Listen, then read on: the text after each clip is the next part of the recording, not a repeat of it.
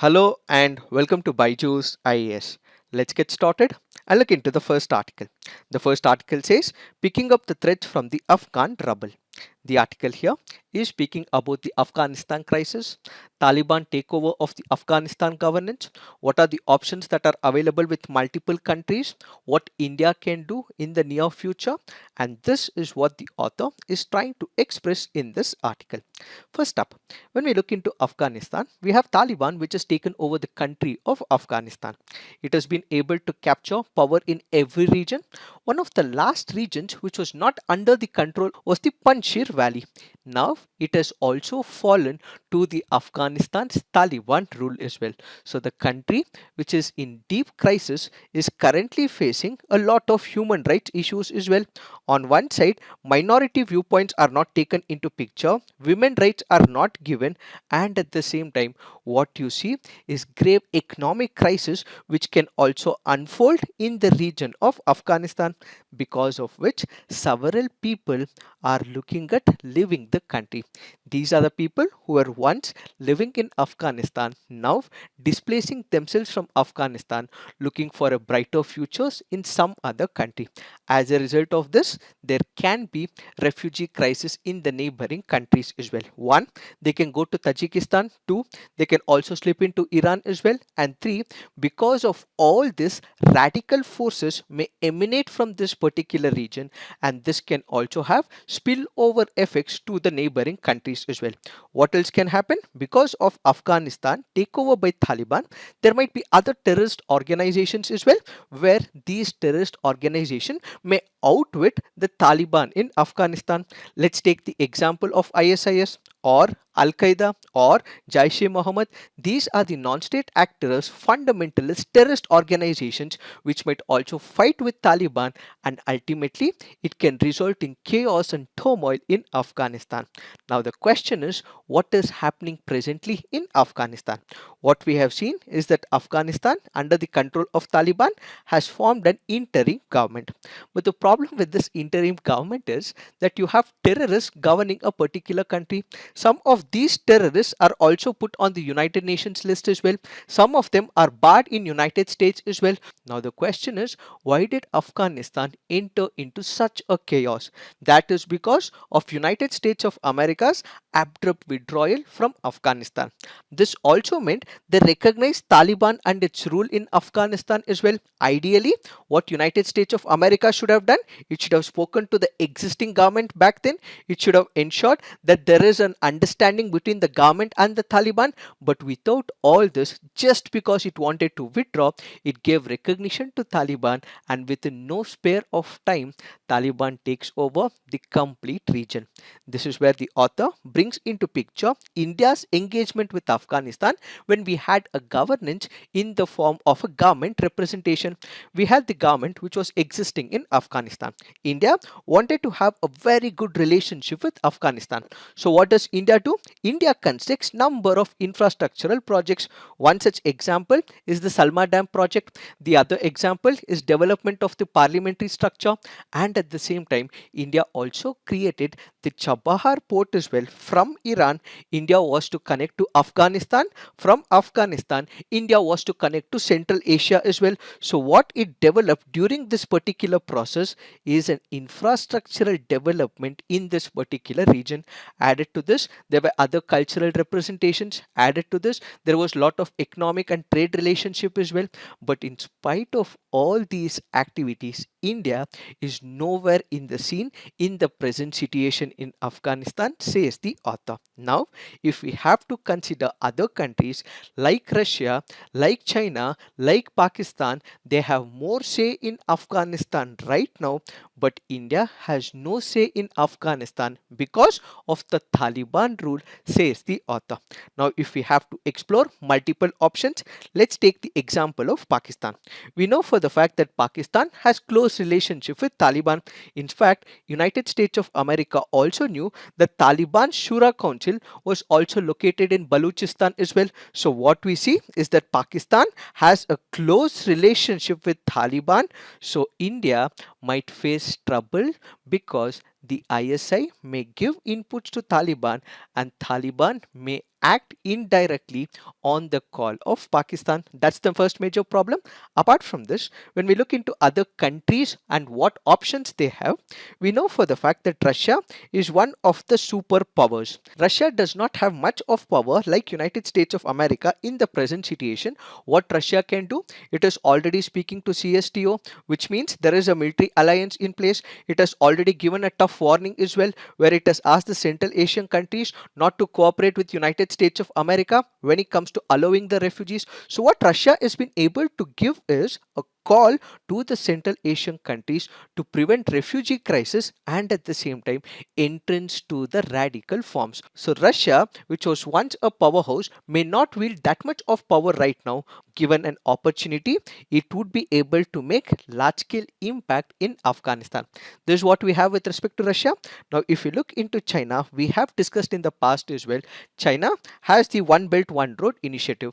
It is also constructing some of the projects in Afghanistan as well, and at the same time there is a large scale wealth in Afghanistan which needs to be explored. So what will China do? China will invest in Afghanistan. China has also spoken to Taliban as well. It has indirectly acknowledged the rule of Taliban, which means China also has good relationship with Taliban, and Taliban may listen to China because of the massive infusement of money that can be done by China. This is what happens with respect to China. Then we have the Western Asian countries. When you consider the Western Asian countries, this can be grouped into three different countries. One, we take into picture UAE and Qatar. Then we take into picture Saudi Arabia. Then finally we take into picture Iran. What happens with UAE and Qatar? When it comes to UAE, previously it had recognized Taliban as well. So it might in the near future have good relationship with the Afghanistan government, as they've already shown hands, they've already expressed viewpoints about establishing contacts with Taliban. Next, we speak about Saudi Arabia. Saudi Arabia, as of now, might look hesitant to speak to Taliban, but it is also skeptical about what? Skeptical about involvement of Iran. We know for the fact that there is a sectarian divide between Saudi Arabia and Iran. If Iran establishes contact with Taliban first, then it might be a problem for Saudi Arabia. So Saudi Arabia initially may look hesitant, but in the near future may also speak to Taliban. Why? In the past, it had recognized Taliban, says the author. And Iran for sure will speak to Taliban. One is because of the security related issue, the other is because of the refugee crisis, the other is because of the water related issues. To ensure that all these issues are addressed, Iran should speak to Taliban, will speak to Taliban and sort out all these issues. Now, finally, what we have is Uzbekistan and Tajikistan. In the past, they had opposed Taliban.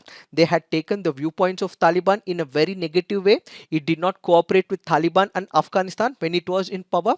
And recently, we also have United States of America, which might form a grouping called as the Quad grouping, which might actually make sure that there are radical elements completely eliminated along the borders of these countries. So what we actually see is that Uzbekistan and Tajikistan may cooperate with United States of America, ultimately ensure that there is peace and tranquility in these countries. So every other country has its options sorted out. But what are the options with India? The options for India is an innovative approach, says the author. What is that the author is looking at? There are multiple countries like for example Uzbekistan and Tajikistan which are not wanting to recognize Taliban. There are also countries which does not want to acknowledge that Taliban is ruling Afghanistan. They have issues with Taliban as well. So bring in all these countries together and ensure that there is a mediation process undertaken by India. India in the past has taken several such initiatives. So what should India do? Because India has issues with Taliban. Why? Because Taliban had issues with India. India had supported the Northern Alliance in the past. Taliban does not trust India easily.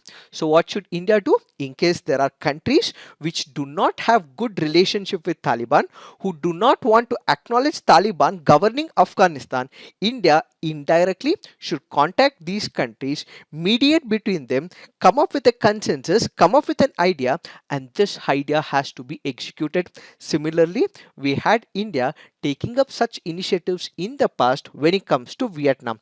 It was also a successful attempt as well. So what India should do is to get all these countries together, act as a bridge and ensure a broader consensus is developed as to how they have to interact with Taliban or come up with other suitable measures and schemes for development of relationship between countries and Afghanistan.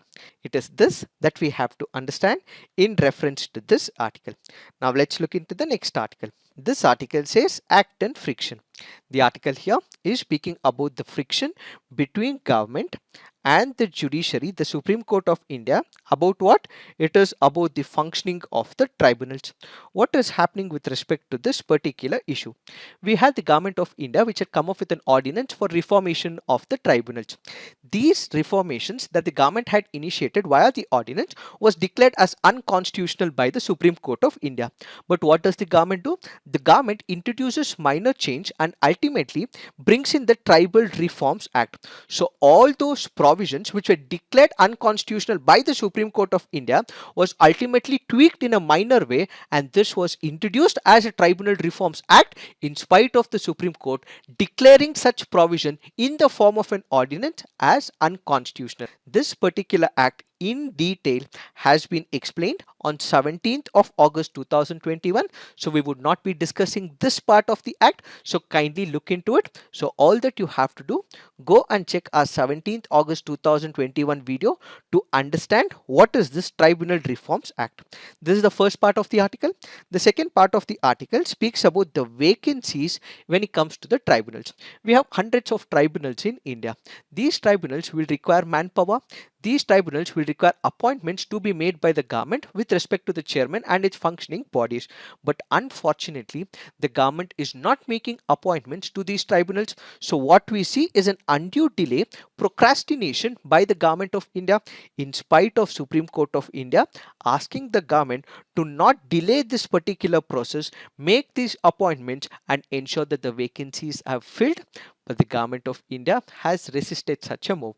After a lot of friction between both the parties, finally we have the government of India which has made some appointments.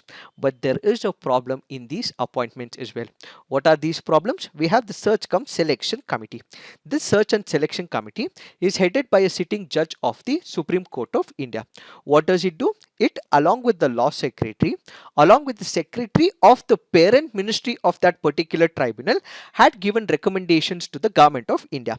According to the recommendations given by the Search cum Selection Committee, it had given 11 names for the appointment to the judicial officers.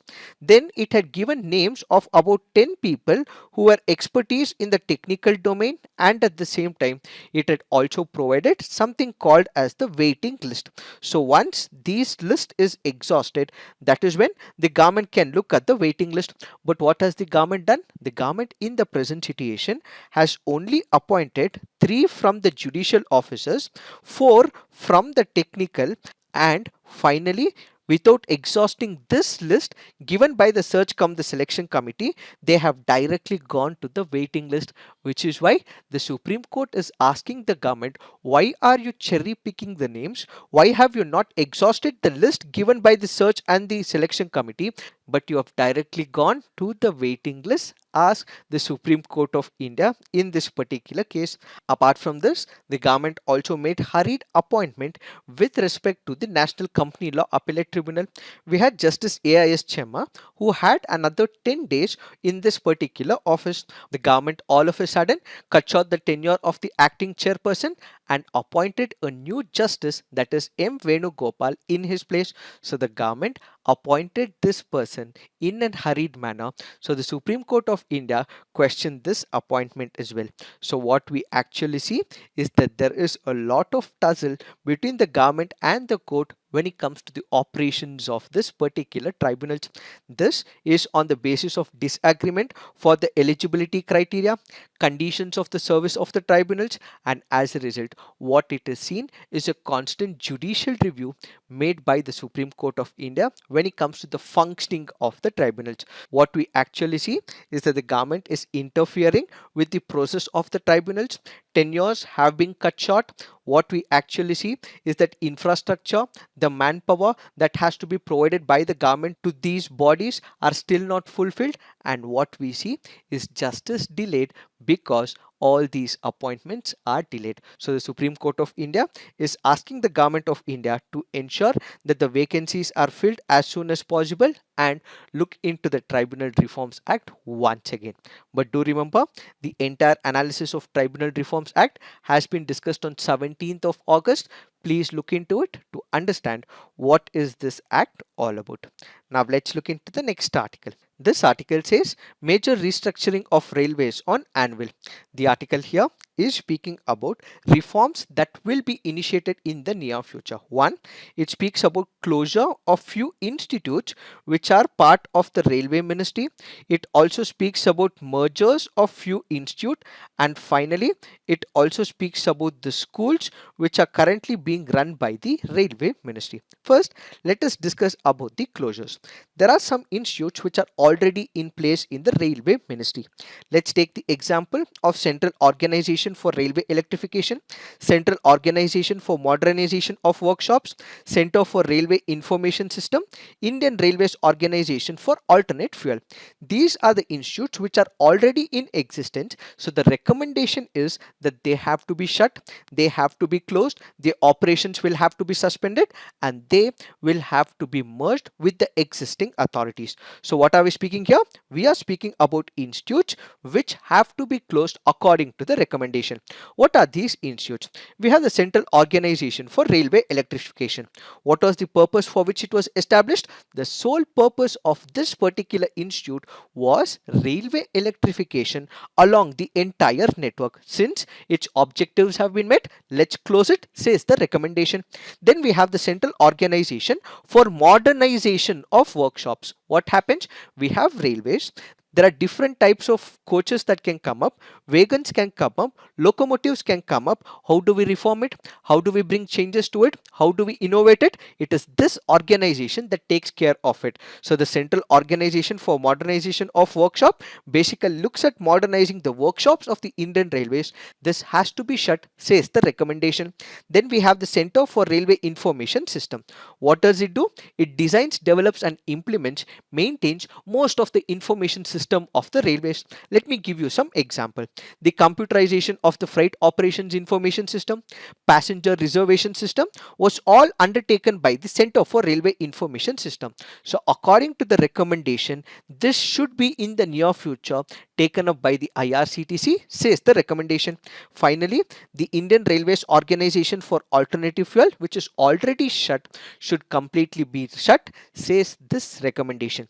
This is about closure of the existing institutes. Then we have some of the mergers that should be taken place, says this particular article. What are those? One, we have the RailTel. What is this RailTel? This happens to be a telecom infrastructure provider. Its operations will have to be undertaken by the IRCTC.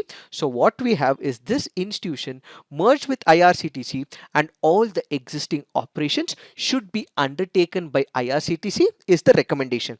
Then we have the Rail Vikas Nigam Limited.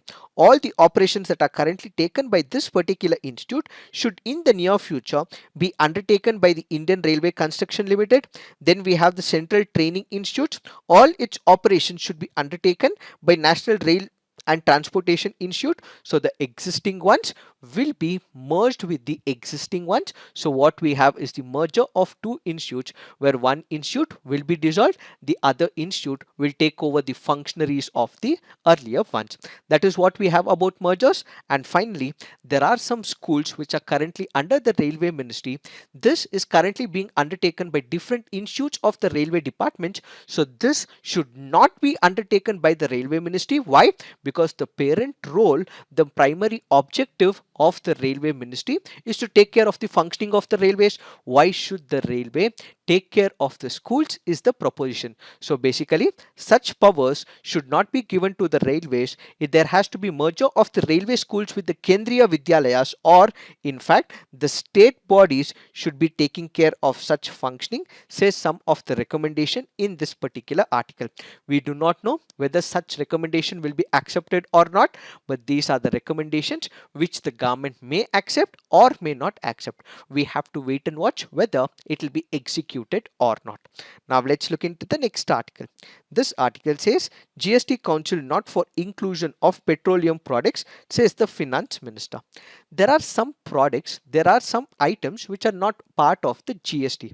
Let's take the example of alcohol. Let's take the example of petroleum products. These are out of GST. So what is this article saying? The goods and the service tax has decided to keep the petroleum products out of the GST regime. So there were talks that there might be petroleum products introduced into the GST regime, but the GST Council has gone ahead and has kept the petroleum out of the GST regime. Further, the article also speaks about the compensation cess as well. What is this compensation cess? We had the states who were able to impose taxes in multiple states in India. With the establishment of the GST, the states have surrendered this particular power to the central government. So the central government had promised the state that it would be compensating for all the revenue losses because of the GST implementation. So the GST implementation from the year 2017 up until 2022, the central government had promised the state government it would be providing them the compensation. So the cess that was imposed is what is called as compensation cess. On what items were these compensation cess imposed? Let's say for example we have the sin goods or the luxury goods. For all these products, what we actually saw was the imposition of compensation cess. Let's take the example. Some of the sin goods includes tobacco products. Let's take the example of luxury items, which is the SUV vehicles. In all these categories, apart from the standard GST, a cess was also imposed. The cess that was collected was to be given to the state governments. What is happening right now? This was originally envisaged from the year 2017 up until 2022. But what is the government of India done right now? The government of India in this GST Council has clearly clarified that this will continue up until 2026. So what was originally envisaged to be only imposed up until 2022 is now imposed up until 2026. Then we have concessional tax rates on COVID-19 essential medicines like tocilizumab extended till December 31st, muscular atrophy drugs such as Zolgensma, Viltepso that cost around 60 crore exempted from GST, import of leased aircraft exempted from IGST, food delivery apps to collect GST instead of restaurants. It means that Swiggy and Zomato, which are the delivery products which take the food from the hotels, deliver it to the customers, they may also have to collect the GST, says the GST Council. Tax on fortified rice kernels for ICDS scheme reduced from 18 to 15%. GST on cancer drug Keytruda brought down from 12 to 15%. More on this will be explained as part of the economy this week. Now let's look into the mains practice questions. Of all the countries involved in Afghanistan, India possibly has the best credentials to enable Kabul's neutrality, substantiate. Friction between judiciary and government on appointments to the tribunal calls for establishing a national commission analyze. So please write all your answers on the comment section. Peer review. Do give positive feedback to your friends' answers. So this is it for today. Thank you for watching. All the best.